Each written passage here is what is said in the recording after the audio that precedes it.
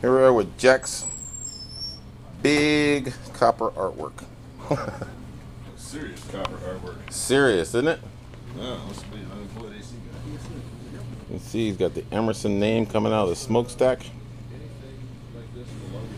He did it in Biscayne air wire. No, it's capillaries. You can see the detail. You can see the wheels, they turn. I don't think the front opens up. I won't even try. It's got that belt buckle there. Got the water faucet on the side here so you can fill it up with water. Got an arrow running through it like the Indians were chasing it. It's a refrigerator.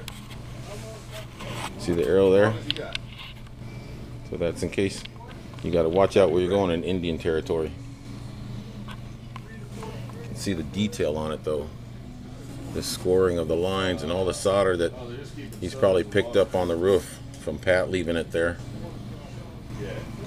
See how what kind of detail he's got here. Oh, there's an Emerson control, refrigeration control, operated by Emerson Climate Technology. Slide over to the wheels of the cargo. I know it's a cargo because it says it. And if you look here, you can see it's all frosted up. He's got it actually working. So Santa's sleigh is sitting on a frozen plate. As you can tell, this is by Jack Maskley. Maskley, not Maskey, not Masker, Maskley. It's a running actual freeze plate. Pretty neat, huh? Custom. And put another. You can take the Santa sleigh out and put a 6-pack of something in there. But you can tell it's actually really cool texture. It's kind of funny how he did this. Here's the caboose.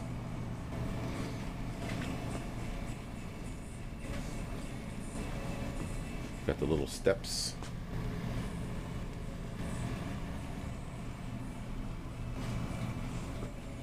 Go over here. 74 degrees in here. Quite a feat of it in itself. So that's Jack's incredible piece of artwork. Shown today only. The 8th of April, 2010.